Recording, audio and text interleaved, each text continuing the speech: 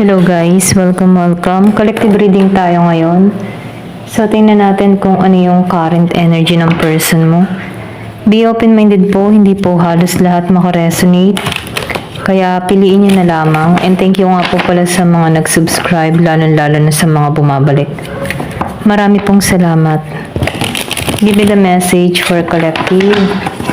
Ano yung current energy ng person mo? Give me the message for collective. Ano yung current energy ng person mo?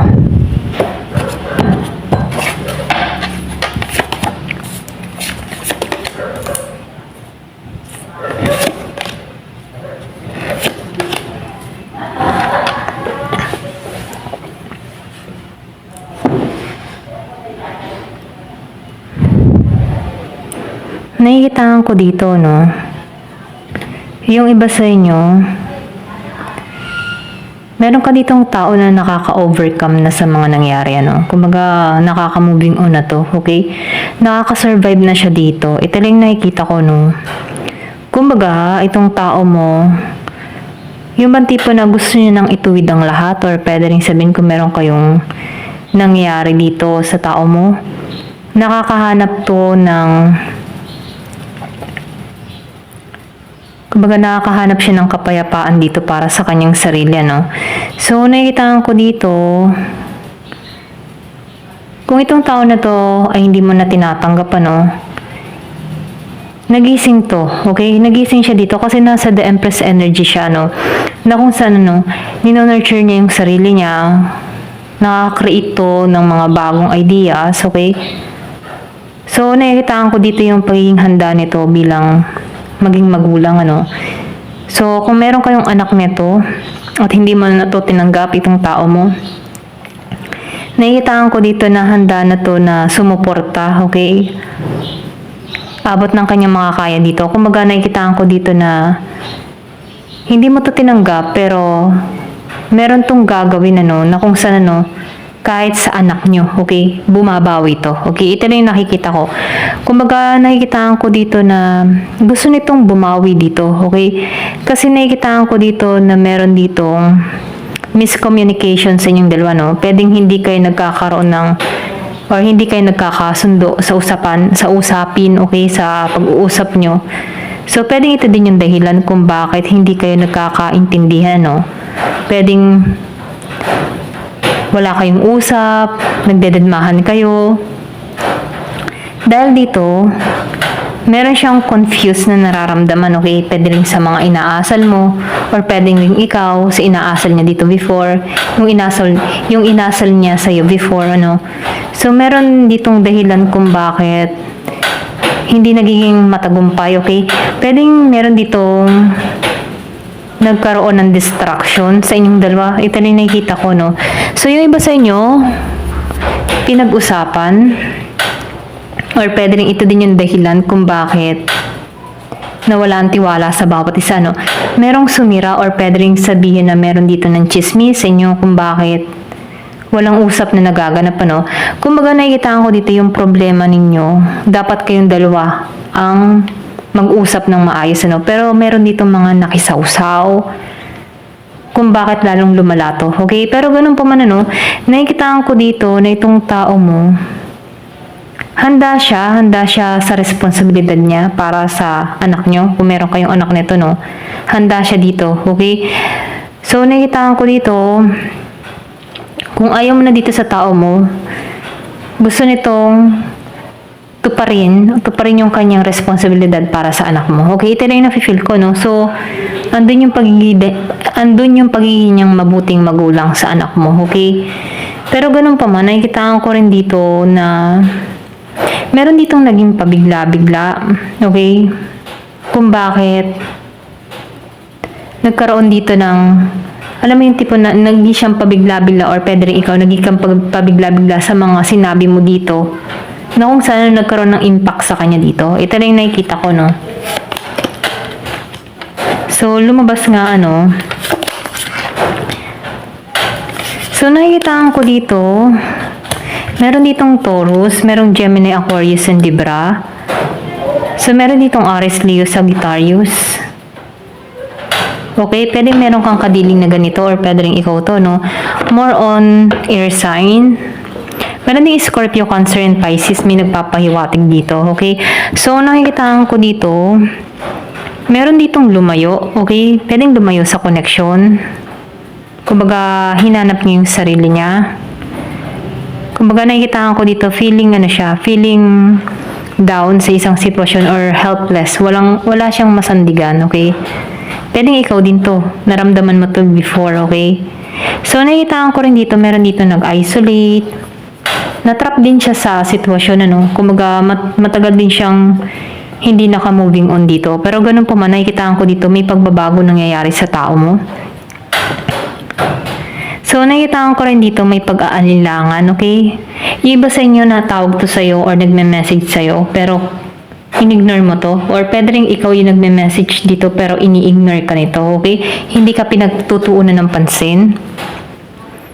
So, hindi siya aware dito, no? Ito na yung nakikita ko. Yung bang tipo na nagiging siyang pabigla-bigla sa mga binibitawan niyang salita na hindi niya alam kung ano yung feedback, nung kanyang mga sinabi, okay? So, nakikitaan ko dito, pwedeng ikaw naging pabigla-bigla ka ng mga sinabi mo dito na kung saan, hindi siya naging aware sa mga sasabihin mo, okay? Kaya meron pag-isolate dito. So, nakikitaan ko dito, meron ka ditong tao ngayon na nag-aayos, okay? Inaayos niya na yung sarili niya dito, okay? Kumbaga, binabalik niya yung confident niya, okay? So, nakikitaan ko dito, handa na itong makipagsapalaran, okay?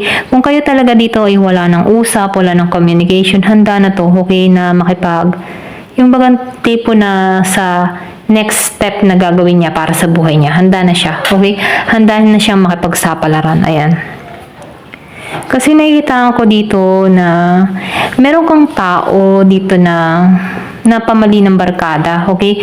Kumbaga, nakikita ko dito, nagkakaroon to ng spiritual awakening, pero meron siya sa paligid niya na barkada na kung saan, ito yung humahatak sa kanya, okay? Kung bakit nagiging siyang negatibo about sa'yo, okay? Pwedeng merong mga tao sa paligid niya na sumisira sa isipan ng tao mo kung bakit iba yung tingin niya sa'yo, okay? Or pwede rin sa'yo, merong sumisira sa'yo kung bakit hindi kayo nagkakaayos dito, no? Merong mga humahad lang. Ayan.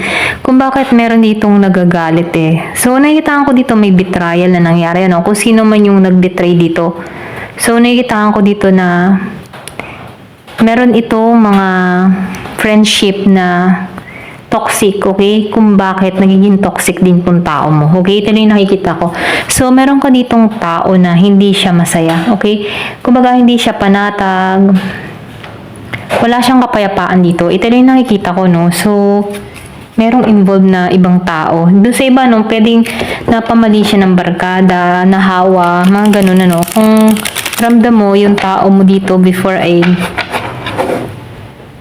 yung ba tipo, kung ramdam mo yung tao dito before okay naman siya, meron ditong tao na mga nagsulsul sa person mo kung bakit nagkaroon kayo ng hindi maganda resulta sa connection nyo, no? Pero ganun pa man, nakikitaan ko dito na naibabalik ng tao mo dito yung kanyang pag-uugali before na kung saan nalalaman ng tao na to na kailangan niyang sumuporta sa'yo, okay?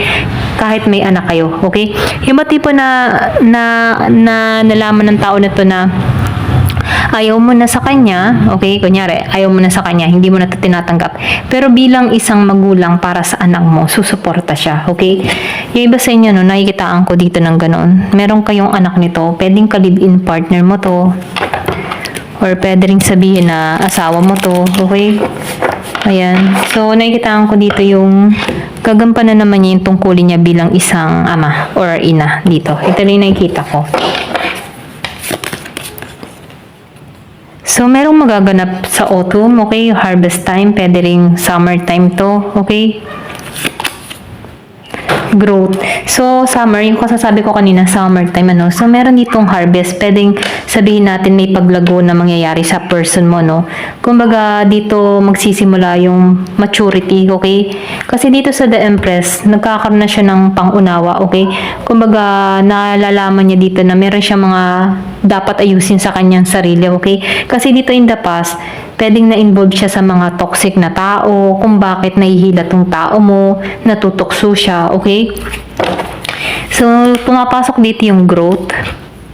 So, nakikita ko rin dito, meron ditong umiwas, nag-retreat, or pwede rin sabihin lumayo, okay? Kasi nakikita ko dito, meron nag-isolate. Pasensya na. Okay, may tumawag lang. So, nakikita ko dito, may distance. Kumbaga, yung iba sa inyo dito, nag-retreat, or pwede rin sabihin na meron ditong pag-iwas, or may umiwas dito. Ito lang yung nakikita ko, no?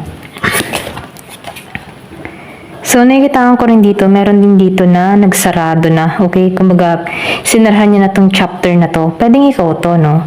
Kasi nakikita ko dito, meron dito tumigil na, okay? Ito lang yung nakikita ko dito, no? So, meron dito umiwas, kumbaga guarded tong tao na to, or pwede rin ikaw to, no? Guarded ka dito, iniingatan mo na yung sarili mo.